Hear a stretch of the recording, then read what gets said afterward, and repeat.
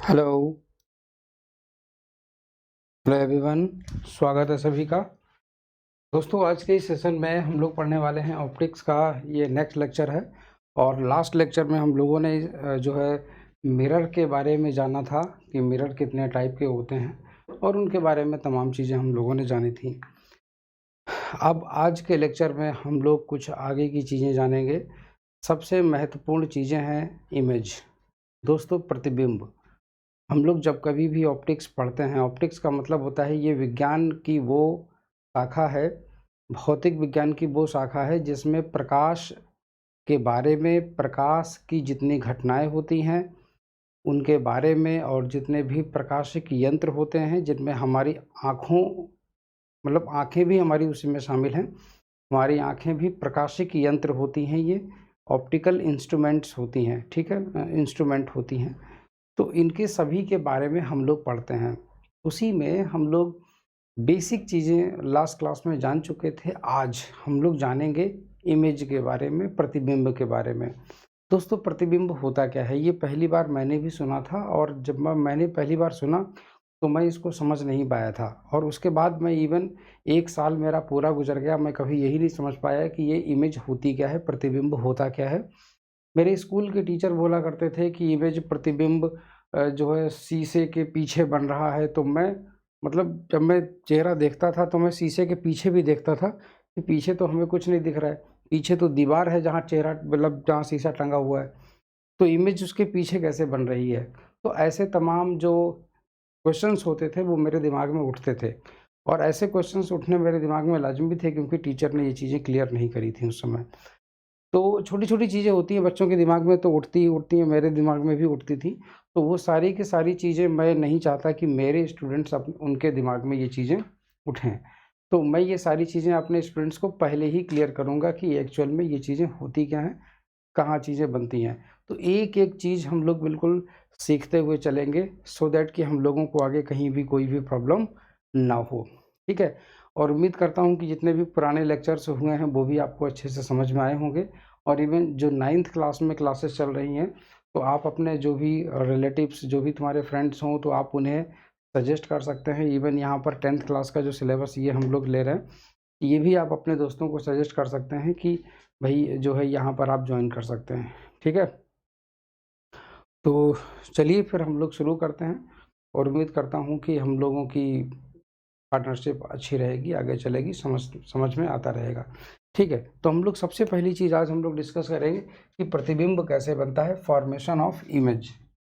ठीक है ना, फॉर्मेशन ऑफ इमेज।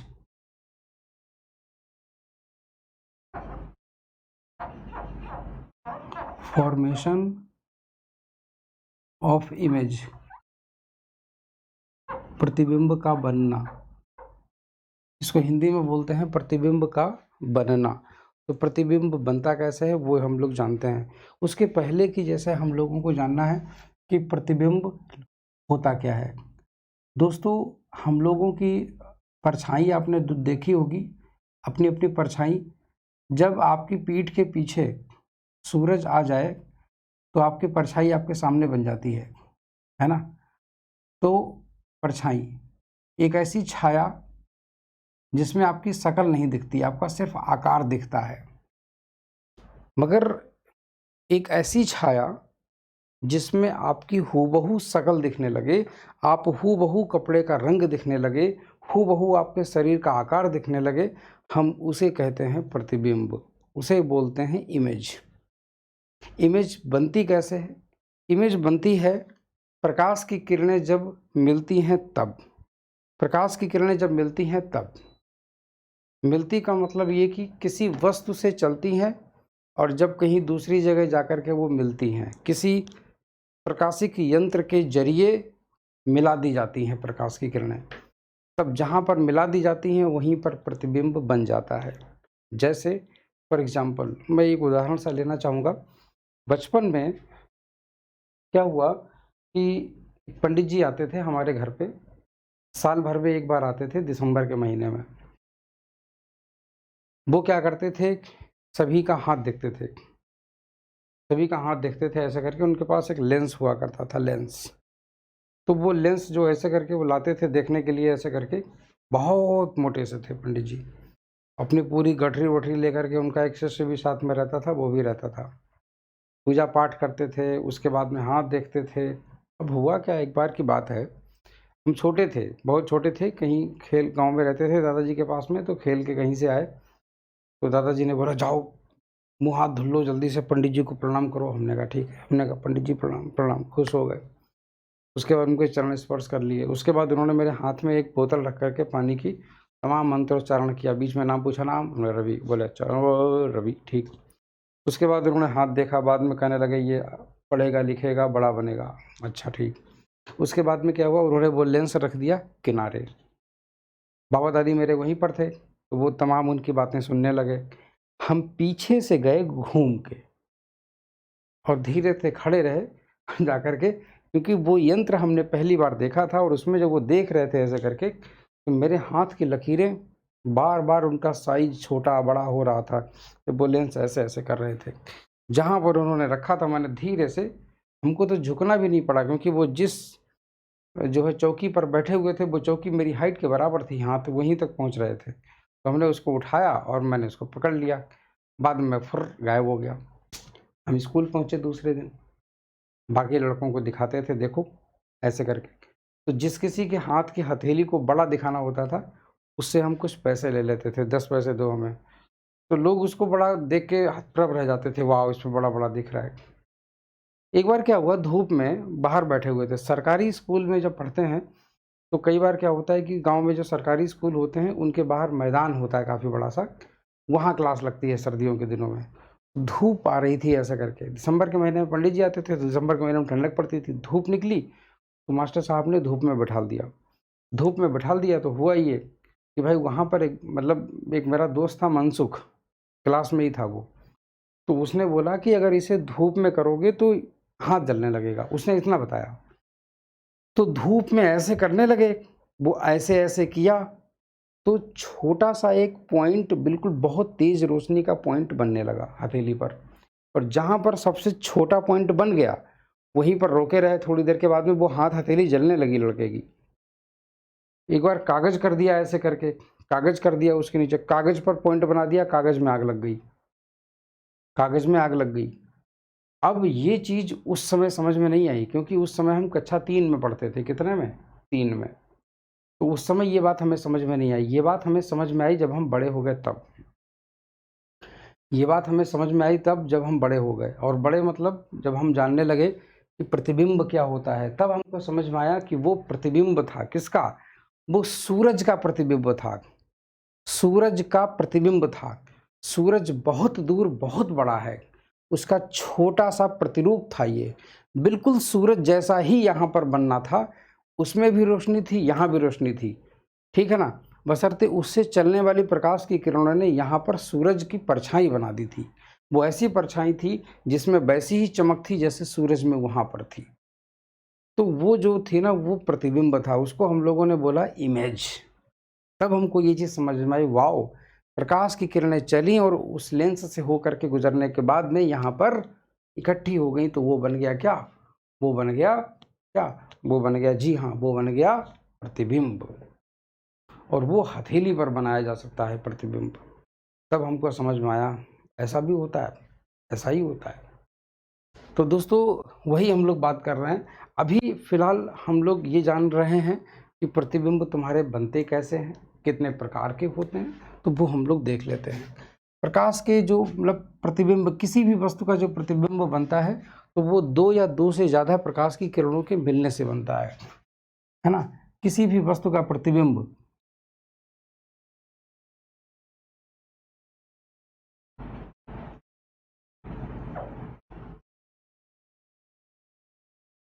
किसी भी वस्तु का प्रतिबिंब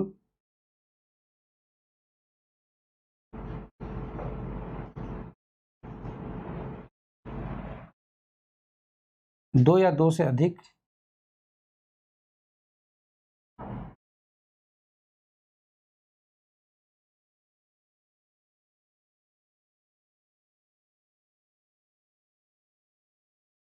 प्रकाश की किरणों के मिलने से होता है। प्रकाश की किरणों के मिलने से बनता है।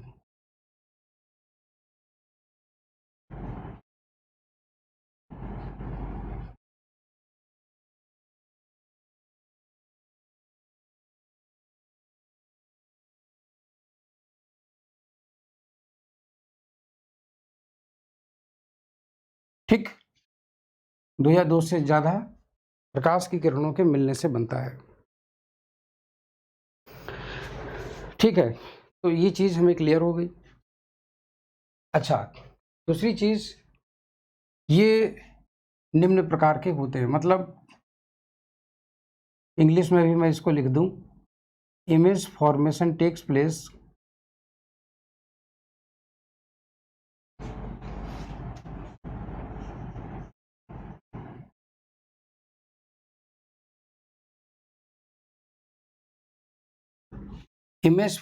Takes place due to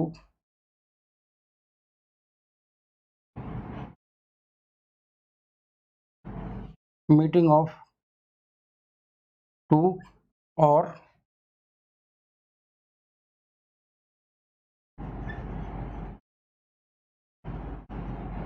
more than two raise,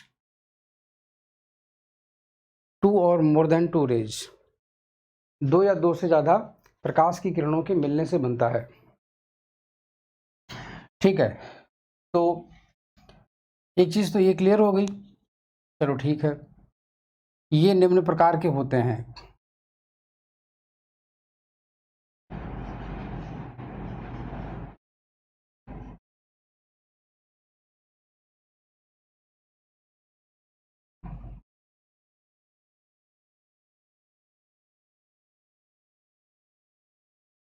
number एक,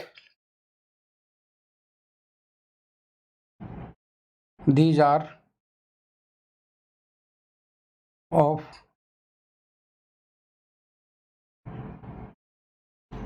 following types.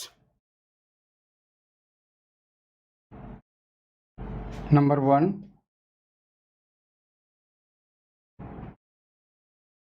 रियल इमेज, मतलब वास्तविक प्रतिबिंब।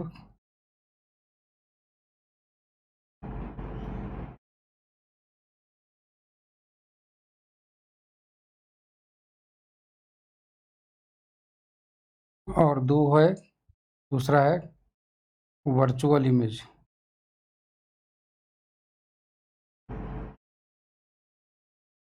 इसको बोलते हैं काल्पनिक।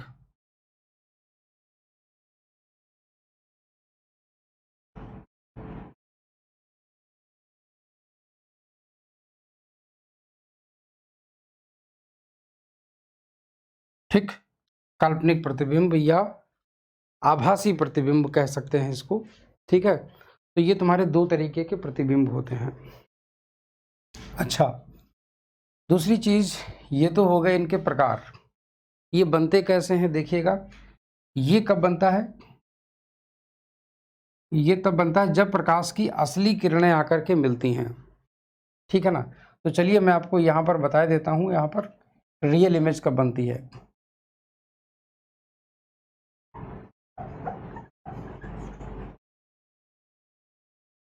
मतलब वास्तविक प्रतिबिंब।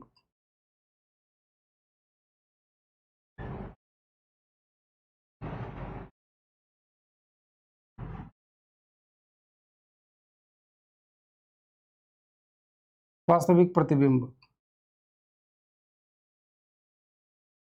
ठीक, तो ये तुम्हारा वास्तविक प्रतिबिंब। देखिएगा, जब प्रकाश की असली किरणें मिलती हैं, व्हेन ओरिजिनल लाइट रेज, पहचानने का सबसे बढ़िया तरीका है व्हेन ओरिजिनल लाइट रेज, मतलब real light rays,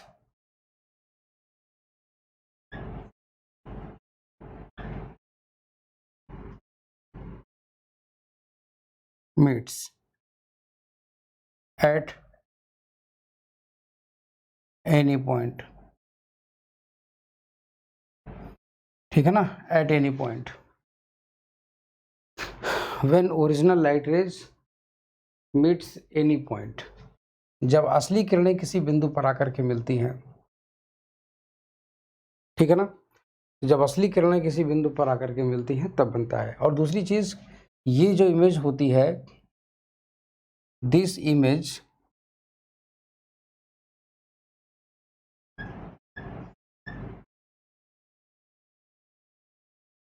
can be formed at screen या ऑन स्क्रीन।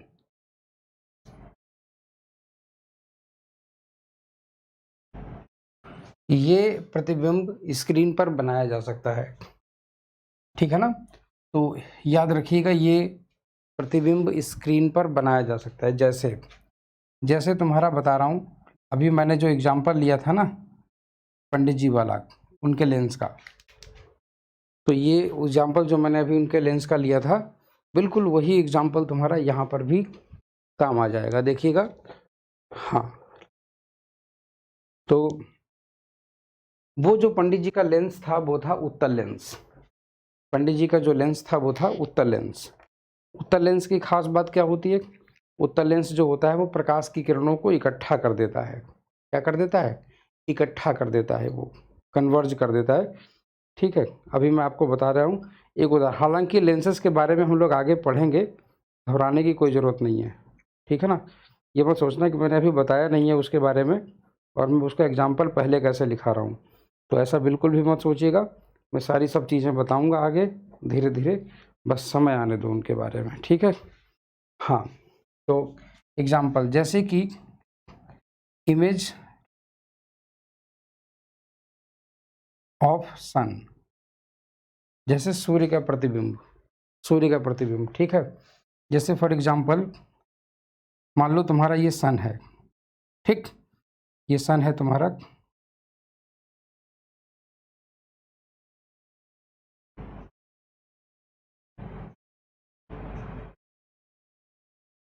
ठीक। मान लो जैसे फॉर एग्जाम्पल हमने ये कह दिया कि हमने इस तरीके से एक लेंस ले लिया, ये पंडित जी वाला हमारा लेंस है, ऐसे करके हमने ले लिया, ठीक, ये हमने ले लिया।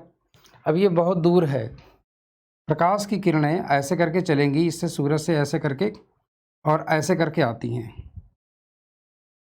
प्रकाश की किरणें ऐसे करके चलेंगी और ऐसे करके आती हैं, लेंस पर गिरती हैं, ये लेंस है और लेंस है और लेंस पर आकर के ऐसे करके यहाँ पर मिल जाती हैं। तो प्रकाश की किरणें आकर के यहाँ पर मिल जाती हैं ऐसे करके,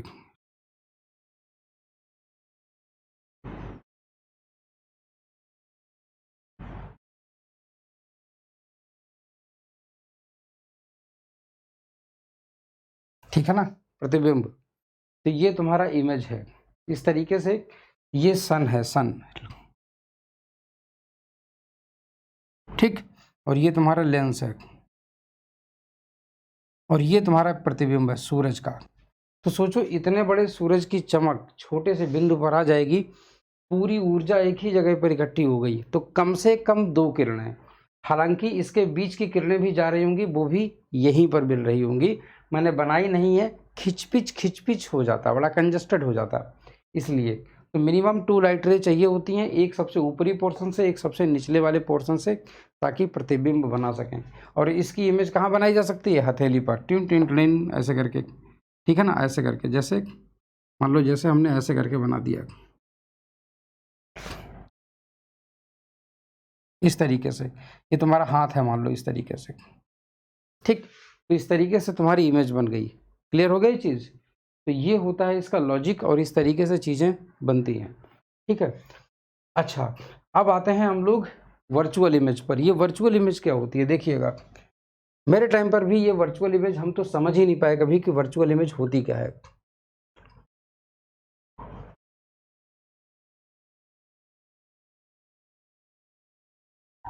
वर्चुअल इमेज, इसको हिंदी में बोलते हैं आभासी प्रतिबिंब। दोस्तों स्कूल में भले ही टीचर ने बताया ना हो ये चीज़ें, वो स्किप कर गए हों, मगर स्कूल के जो टीचरों के द्वारा हमारे खून में एक चीज़ डाली जाती है ना, वो है डिसिप्लिन, अनुशासन। वो अनुशासन ही था जिसने मुझे पढ़ने पर मजबूर कर दिया, जिसने मुझे सही रास्ते पर बनाए रखा, जिसने किसी गंदी लत, गंदी आदत मेरे अंदर नहीं पैदा होने दी। वो सिर्फ़ स्कूल के टीचर्स का अनुशासन ही था। इतना मतलब एक थप्पड़ तो कभी-कभी ऐसे ही पड़ जाते थे। हमारे स्कूल में मैं बिलसंडा पीलीभीत में पढ़ता था जब, शहीद भगत सिंह बाल विद्या मंदिर में, एक वहाँ पर पांडे आचार्य जी थे, तो सामान्य ज्ञान पढ़ाते थे। तो क्लास में बीच में उनकी कुर्सी पड़ती थी, तो इधर से जब वो घुसते थे गेट से, तो हम लोग ज़मीन पर बैठते थे इधर-उधर, चटाई मैट होती थी पहले, तो वो एक डंडी लाते थे, बड़ी फ्लेक्सिबल डंडी होती थी बाँस की, और वो यूँ मारते-मारते ही अंदर एंट्री करके जाते थे।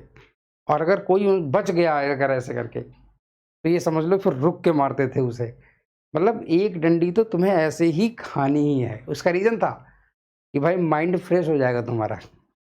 ठीक है, ठीक है। तो वो कभी-कभी मुझे जब याद आता है कि वहाँ स्कूल में 10 मिनट लेट हो गए तो डंडे, याद करके नहीं आए तो डंडे, मतलब अनुशासन चरम पर था अपने, और वहाँ के जो स्टूडेंट्स हैं ना, उन्होंने नाम रोशन किया है। तो अनुशासन बहुत बड़ी चीज़ होती है, बहुत बड़ी चीज़ होती है अनुशासन।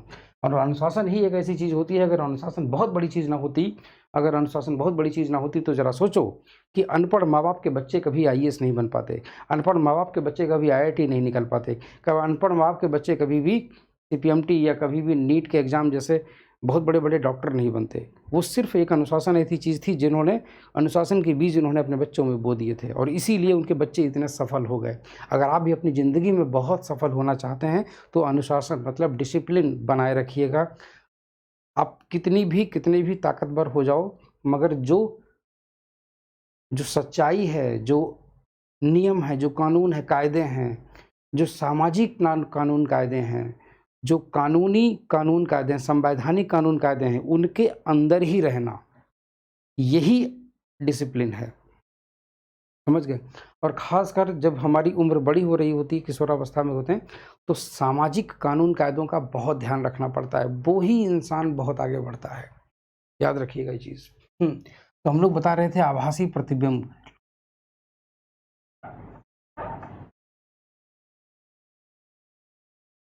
ठीक है ना?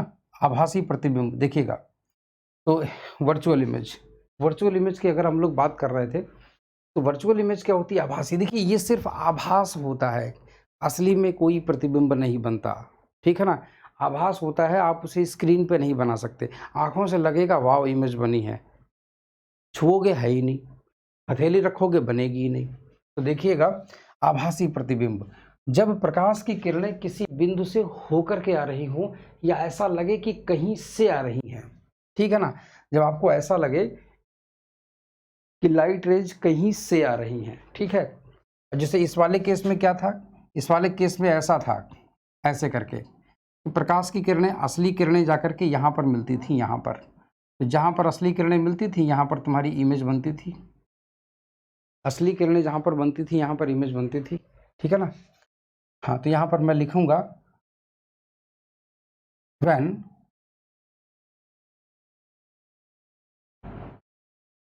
It appears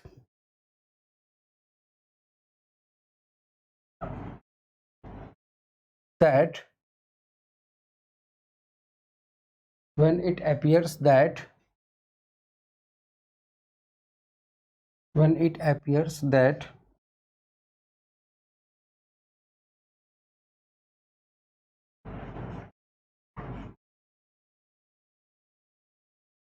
light rays are coming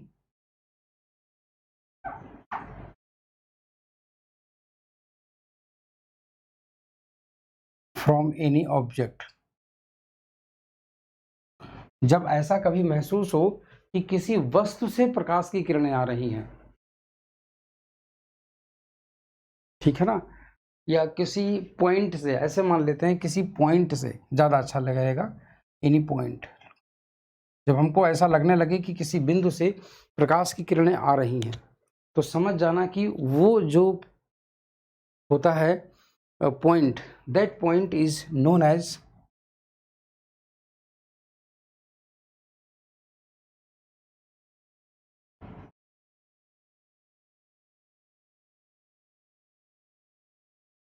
that point is known as virtual image.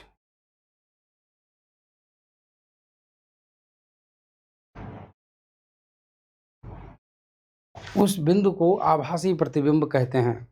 और दूसरी चीज, दिस इमेज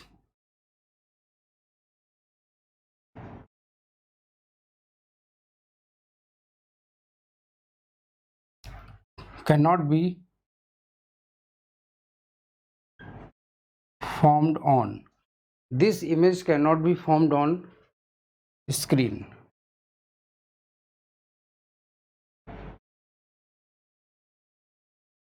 यह प्रतिबिंब स्क्रीन पर नहीं बनाया जा सकता। जैसे देखिएगा, अगर हम बात करें, मान लीजिए कि एक इस तरीके का कोई हमने लेंस ले लिया, इस तरीके का कोई लेंस ले लिया, सपोज दैट, और मान लीजिए कि यहाँ पर हमने कोई एक, मान लीजिए सपोज दैट कि बहुत दूर कहीं पर कोई सूरज है, मान लीजिए कि बहुत दूर कहीं पर कोई सूरज है, इस तरीके से ऐसे ऐसे ऐसे ऐसे अनंत पर, ठीक। प्रकाश की किरणें ऐसे करके आएंगी,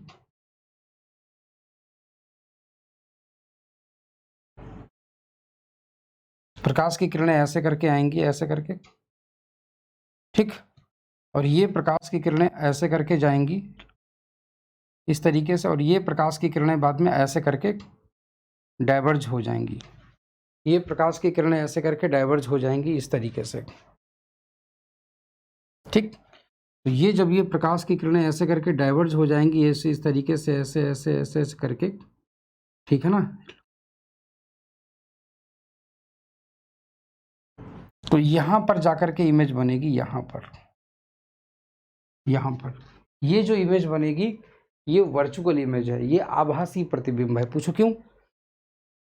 जहां पर प्रकाश की किरणें मिलें या मिलती हुई प्रतीत हों, इसका मतलब आती हुई वहां से प्रतीत होंगी, मिलती हुई कैसे प्रतीत हो सकती हैं? ऐसा लगेगा जैसे प्रकाश की किरणें यहां से आ रही हैं, तो इसका प्रतिबिंब यहां पर बनेगा, तो ये हो जाएगा आई, ये हो जाएगा आई, और ये हो जाएगा ऑब्जेक्ट, ठीक है ना।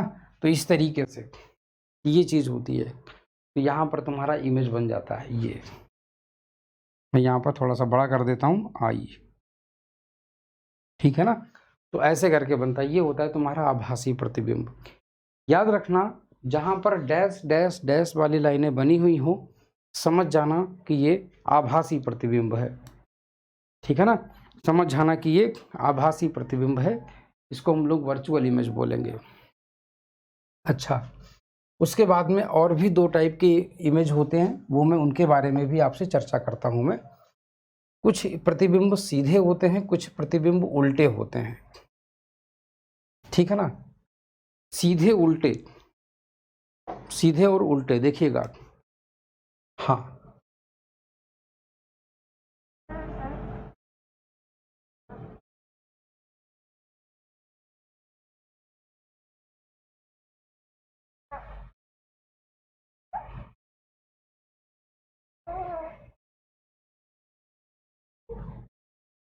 देखिएगा, इमेज,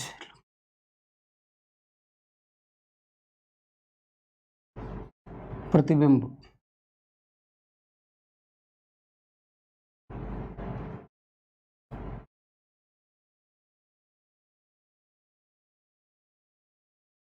ठीक। कुछ प्रतिबिंब तुम्हारे सीधे भी होते हैं,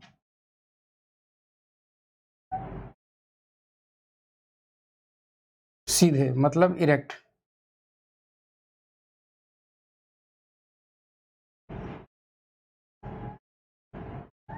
और कुछ तुम्हारे उल्टे भी होते हैं, इन्वर्टेड।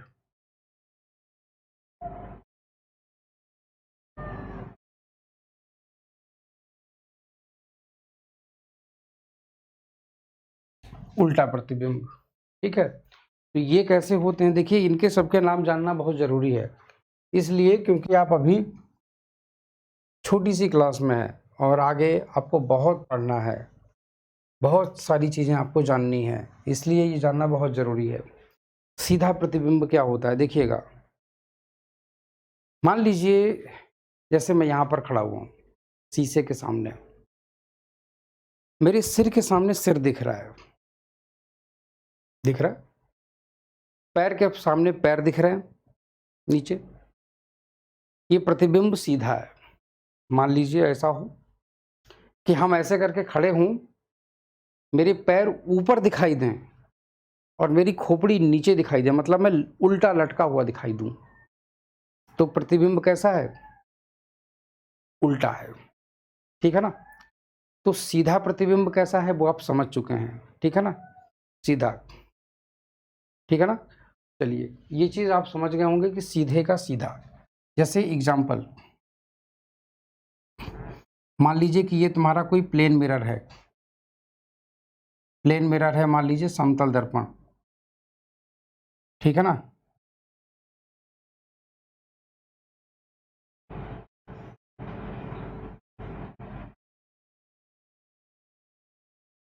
मतलब प्लेन मिरर,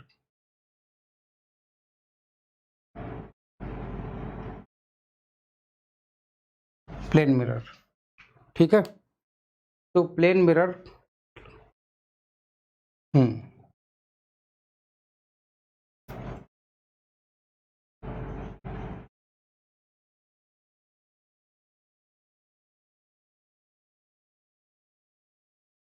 देखिएगा,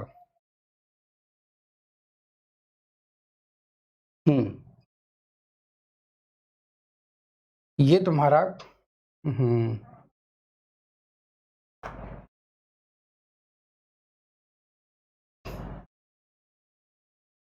ये मान लीजिए यहाँ पर हमने जमीन बना दी इस तरीके से, ठीक है।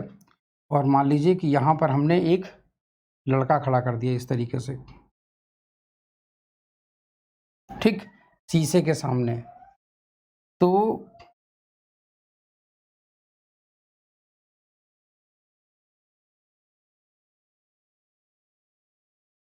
इस तरीके से ऐसे करके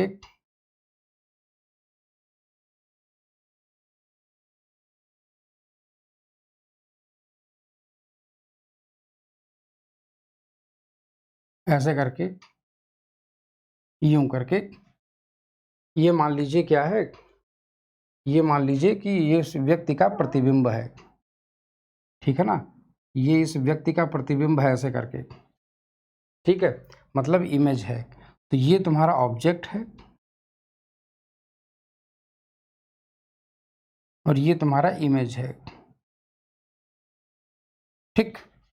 तो ये सीधा प्रतिबिंब है, सिर के सामने सिर है, ठीक है ना। अच्छा, तो सीधा प्रतिबिंब ये है तुम्हारा सीधा प्रतिबिंब, ठीक है। सीधा भी दो तरीके का हो सकता है ना, एक हॉरिजॉन्टली, एक हॉरिजॉन्टल सीधा और एक तुम्हारा वर्टिकल सीधा, मतलब ऊर्ध्वाधर सीधा। हॉरिजॉन्टल सीधा प्रतिबिंब जो होता है वो आपको ऐसा शब्द जल्दी सुनने को नहीं मिलेगा, ऐसा शब्द आपको जनरली सुनने में नहीं आएगा कि हॉरिजॉन्टली सीधा, मगर हॉरिजॉन्टली उल्टा शब्द जरूर सुनने में आ जाएगा आपको, ठीक है। आपको हॉरिजॉन्टली उल्टा शब्द सुनने को जरूर आ जाएगा। तो देखिएगा, हाँ, तो ये चीज़ आप लोगों की क्लियर हो गई, ठीक है। चलिए आगे की ओर हम लोग आते हैं। देखिएगा उल्टा तुम्हारा दो तरीके का हो सकता है, उल्टा तुम्हारा दो तरीके का हो सकता है। फॉर एग्जाम्पल, एक होता है तुम्हारा, एक होता है तुम्हारा हॉरिजॉन्टली उल्टा और एक होता है वर्टिकली उल्टा, ठीक। तो एक होता है तुम्हारा हॉरिजॉन्टली इन्वर्टेड,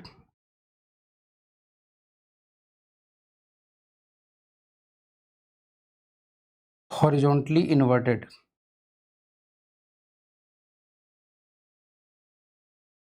ठीक। एक होता है तुम्हारा वर्टिकली इन्वर्टेड,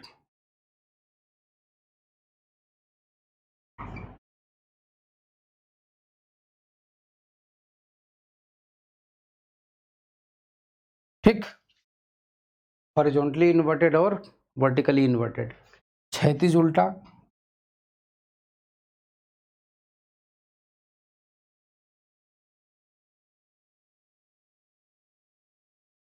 ठीक, और एक होता है ऊर्ध्वाधर उल्टा।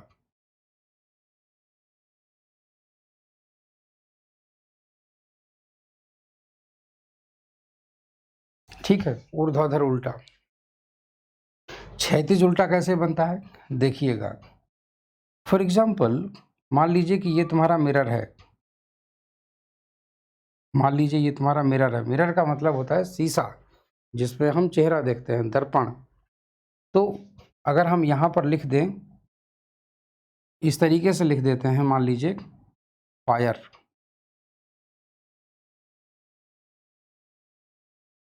फायर। अगर हमने यहाँ पर इस तरीके से लिख दिया फायर, शीशे के उस तरफ कैसा दिखेगा देखिए, शीशे के उस तरफ ऐसा दिखेगा। ये ये ये ये और ये, ठीक है ना। FIRE फायर, ठीक, FIRE फायर ऐसा दिखेगा आपको। ये जो है ना, ये सीधा है मगर ये हॉरिजॉन्टली इन्वर्टेड इमेज है, ये हॉरिजॉन्टली इन्वर्टेड इमेज है, क्षैतिज रूप से उल्टी। और इसके केस में क्या हो जाएगा, मान लीजिए अगर हम लोग यहाँ पर लिख दें फायर, FIRE फायर, और मान लीजिए फॉर एग्जांपल इस तरीके से तुम्हारा यहाँ पर मिरर रख दिया जाए। मान लीजिए कि यहाँ पर ऐसे करके इमेज रख, ये तुम्हारा ये रख दिया जाए, क्या, मिरर। तो अगर ये तुम्हारा मिरर रख दिया जाए ऐसे ऐसे ऐसे ऐसे ऐसे ऐसे ऐसे ऐसे ऐसे ऐसे ऐसे ऐसे ऐसे ऐसे करके, तो देखिएगा इसका उल्टा पलट जाएगा। तो ई के ऊपर ई बनेगा ऐसे करके, ई चूंकि दोनों तरफ से उल्टा ही लगेगा, मतलब सीधा ही लगेगा, कोई दिक्कत नहीं। मगर ये तुम्हारा कैसा हो जाएगा पता है आपको, ये तुम्हारा ऐसा हो जाएगा ऐसे करके, ये आर तुम्हारा ऐसे हो जाएगा, आई तुम्हारा ऐसे ही रहेगा, ठीक है ना। और एफ तुम्हारा ऐसे हो जाएगा, एफ तुम्हारा ऐसे हो जाएगा ऐसे, ठीक। FIRE fire. तो तो हम लोग इसको ऐसे करके लिखते हैं। तो ये है तुम्हारा ऑब्जेक्ट और ये है तुम्हारा वर्टिकली उल्टा इमेज, मतलब वर्टिकल, ऊर्ध्वाधर। ऊर्ध्वाधर का मतलब होता है ऊपर नीचे, ठीक है।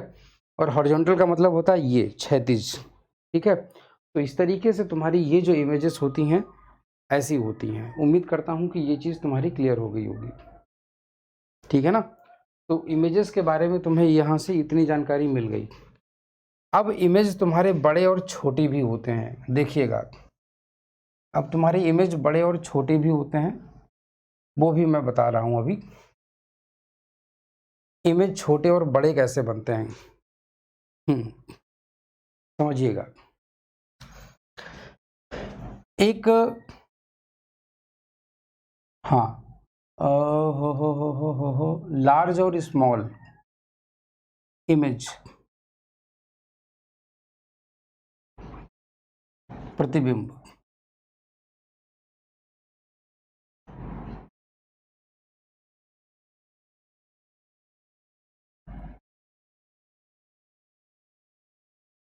ये तुम्हारे बड़े और छोटे,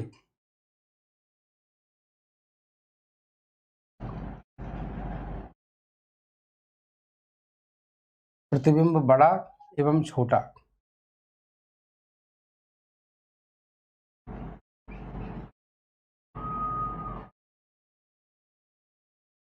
ठीक, बड़ा और छोटा प्रतिबिंब तुम्हारा बनता है।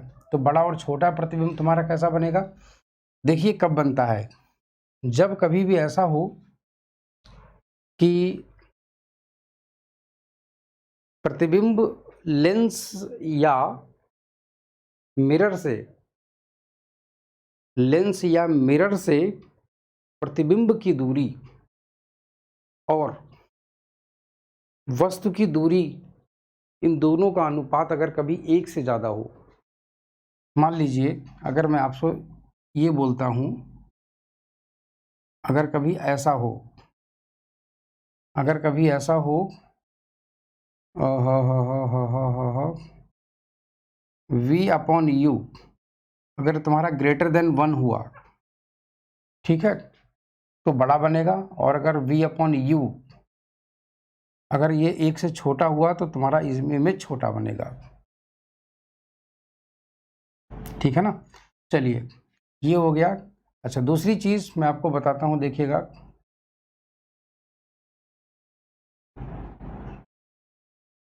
ये हो गया। अब ये तुम्हारा v और u क्या है? v,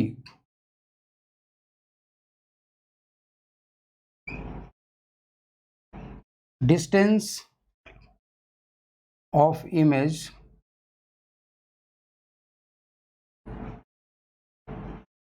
from, distance of image from object, sorry, distance of image from lens और मिरर।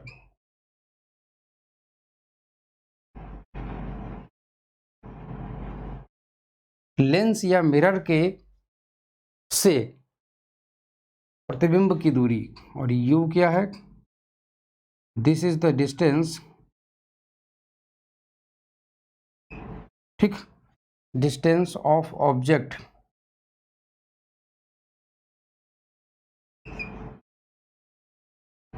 फ्रॉम लेंस और मिरर, लेंस और मिरर, ठीक है। तो ये तुम्हारा लेंस या मिरर से वस्तु की दूरी है।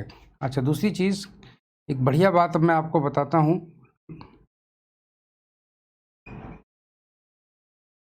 रेशियो v अपॉन यू, ये जो अनुपात है v upon u is known as magnification factor.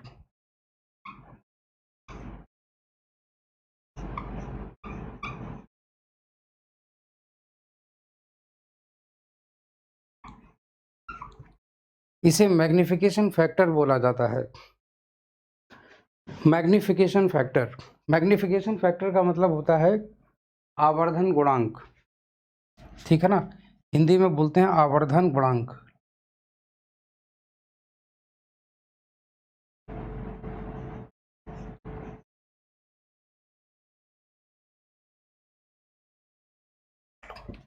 Hindi में हम लोग इसे बोलते हैं आवर्धन गुणांक, ठीक है। तो ये चीज आप लोगों को क्लियर हो गई, ठीक है।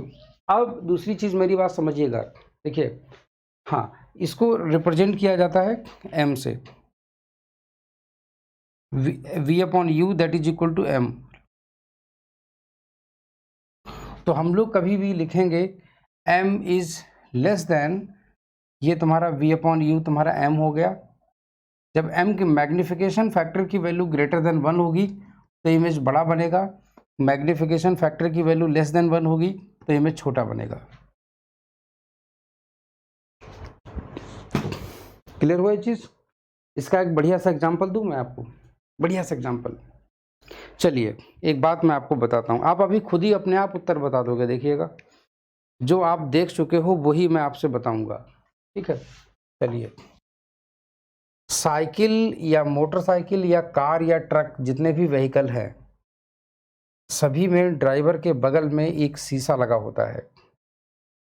अगर आपने बाइक चलाई है, बाइक के शीशे पर कभी ध्यान से देखा हो, उसमें लिखा होता है objects in the mirror are closer than they appear. Objects in the mirror are closer than they appear, जितने पास वो दिखाई देते हैं उससे ज़्यादा नज़दीक होते हैं, ठीक है। तो ऐसा क्यों होता है, उसका रीज़न देखिएगा। एक्चुअल में इस वाले केस को देखिएगा, ठीक है ना। एग्जाम्पल,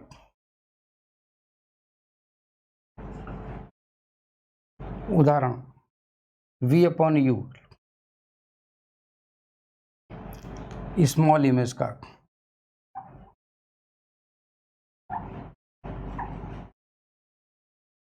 छोटा प्रतिबिंब का उदाहरण, जो गाड़ी पर ड्राइवर के बगल में लगा होता है उसको बोलते हैं साइड मिरर। क्या बोलते हैं?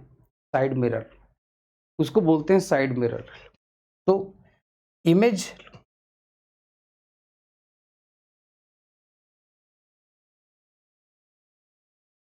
formed inside mirror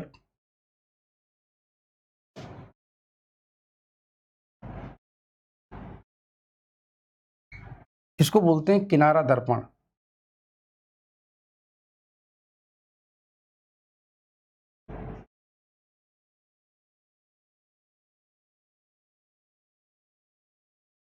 किनारा दर्पण, ठीक है ना। Image formed in side mirror is always small, हमेशा छोटा होता है।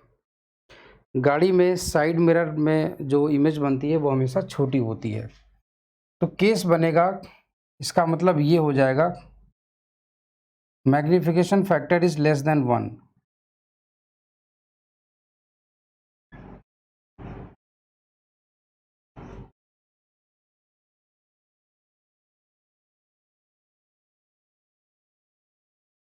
इसका मतलब इसकी वैल्यू 1 से छोटी है। इसका मतलब ये हो गया कि v अपॉन यू की वैल्यू 1 से छोटी है, ठीक। अच्छा, इसका मल्टीप्लाई इधर करवा दो, 3 गुणा, तो v अपॉन ये v हो जाएगा इधर ही, v तुम्हारा इधर ही रह जाएगा और ये चला जाएगा इधर, ये केस हो जाता है। अब यहाँ पर आप देखिएगा, ये प्रतिबिंब की दूरी है, ये वस्तु की दूरी है, ठीक है ना। तो ये तुम्हारी प्रतिबिंब की दूरी है।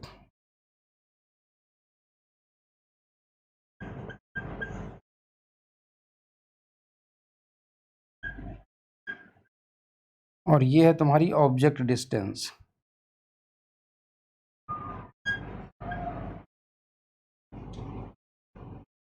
वस्तु दूर, ठीक है ना। तो उम्मीद करता हूँ ये चीज़ क्लियर हो गई होगी आप सभी लोगों को, ठीक है। तो इसमें इस वाले सेशन में, इस लेक्चर में हम लोग इतना ही रखेंगे। बाकी मैं उम्मीद करता हूँ कि आप लोगों को समझ में आ गया होगा। Thank you.